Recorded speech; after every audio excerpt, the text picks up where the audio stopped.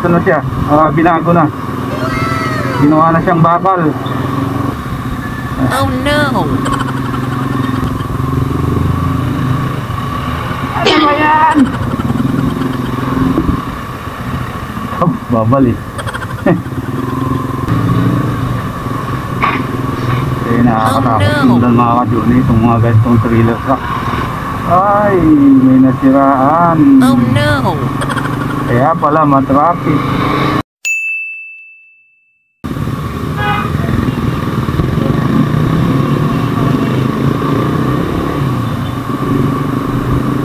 So ayan mga ka-journey, ano, update tayo sa Ib Manalo Bridge na ginagawa dito dati. So nasira ito nung bagyong Karina last year.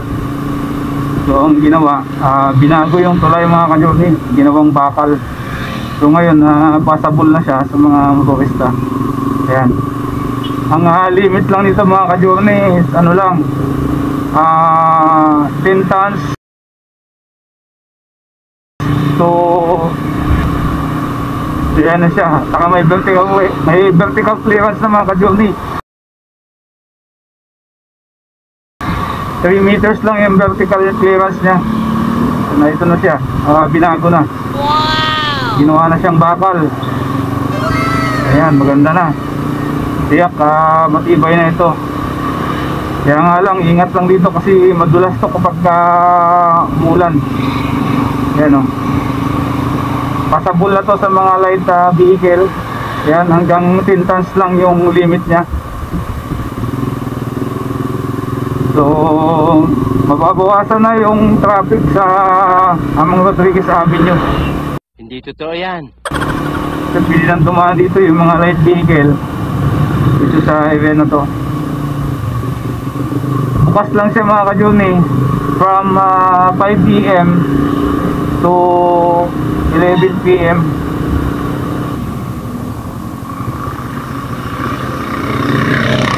Ayan mga ka-journey, sa mga nagsisiksikan dyan sa Manggahan area, ay pili na kayong dumaan dito, lalo na sa mga naka-motor. So pwede na dito. Tayo na sa bike lane. Hindi, wow. Puno sa kabila eh. Traffic kining 15 na naman. Wednesday kasi ngayon mga ka-journey, traffic talaga pagkagandong araw.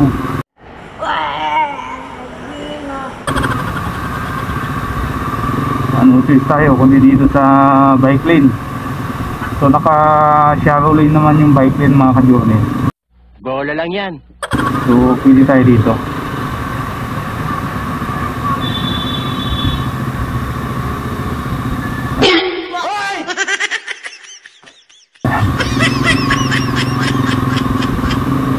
Sabihin ng ila, ang iba, may barriers na nga, nag-bike lane pa rin kayo. Hindi mga ka-journey, shallow lane siya, kaya inaalaw tayong dumaan dito. What? Gaya nito, sobrang traffic. Hindi totoo yan.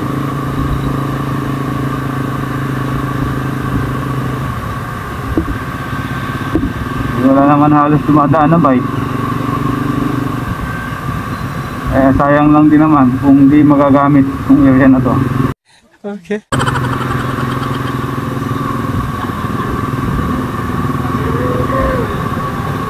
Grabe ang traffic.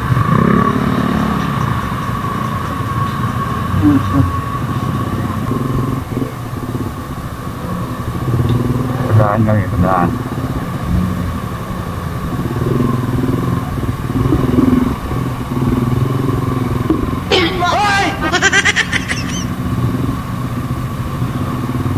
Grabe ang traffic.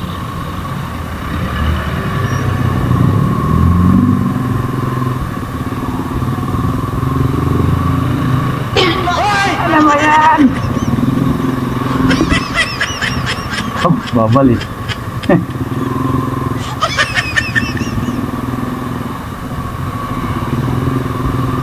Grabe. Ay, may aksidente sa taas. Paano masabi? Yata. Grabe to ah.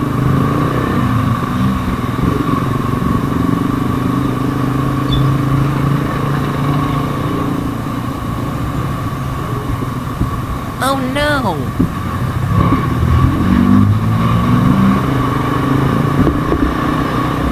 Ito yung pangit na daan dito. Huwag kayo iiyak. Tagal-tagal na dito, hindi mo lang kumapantay. Bahala ka sa buhay mo. Ginusto mo yan eh. Eh, nakakatakot yun dahil mga ka-journey, itong mga ganitong trailer truck. Paano masabi? Kaya doon sa taas oh.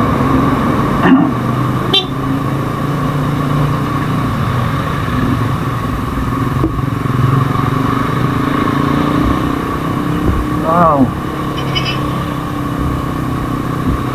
Traffic malala. Rosario flyover.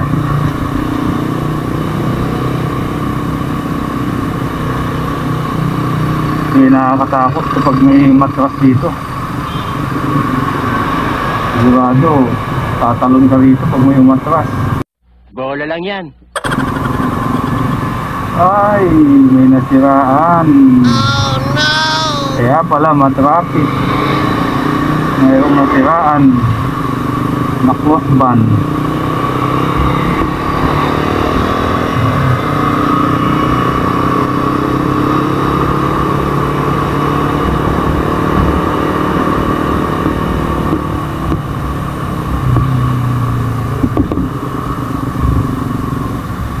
Oh no! Natakot ko. Amigay ka naman, pero huwag mo naman kami siksikin.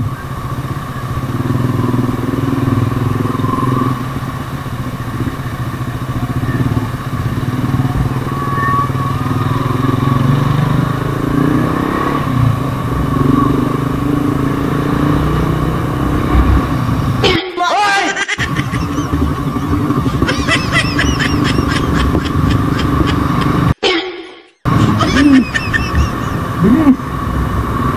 Kita talaga kayo sa gitnang dalawa. Paspas kayo. Ewan ko lang, hindi kayo magkita sa gitna. Gunggong! Barinig kita sa mukha!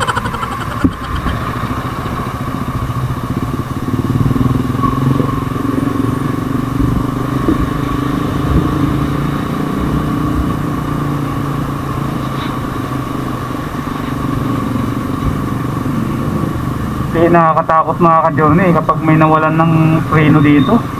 Hindi totoo yan. Pababa, naku. Nakakatakot yung nangyari sa Katipunan flyover. Nawalan ng preno yung close van na truck. Ayun, inararo lahat yung nasa unahan. Kaya apat ang nadido nun mga ka-journey.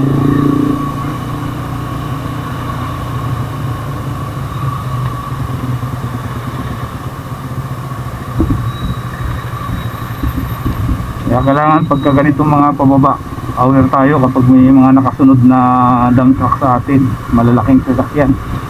Okay.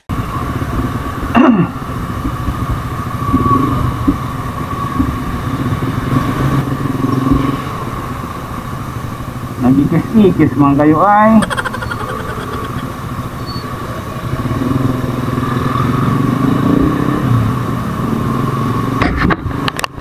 Oh no! Dahil ito, siminto ang karga nito mga ka-journey. Pagka ganyan.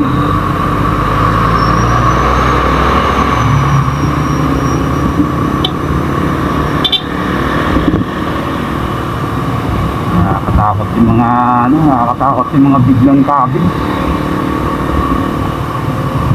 Dito ako nadali mga ka-journey nung nakaraan eh. Buti na lang, nakontrol ko yung motor ko. Biglang kumabig sa side ko.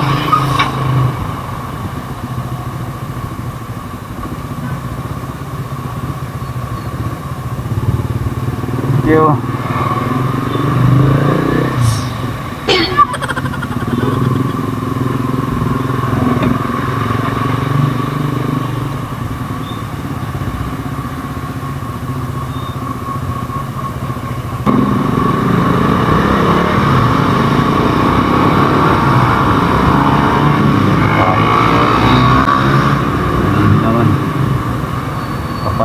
naman tayo dun sa dulo.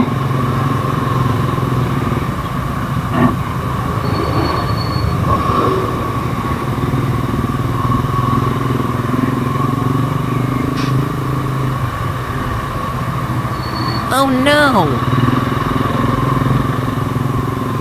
Haba nito.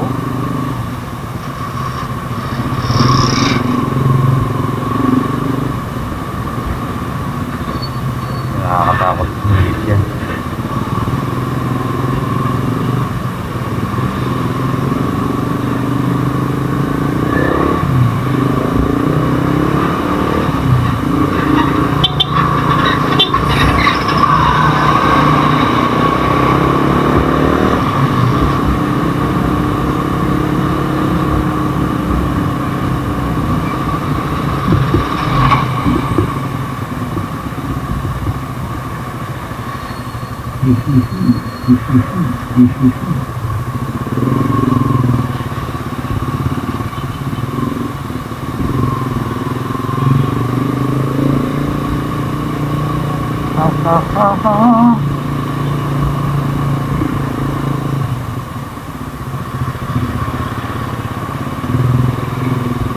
Abot ng mga bilag.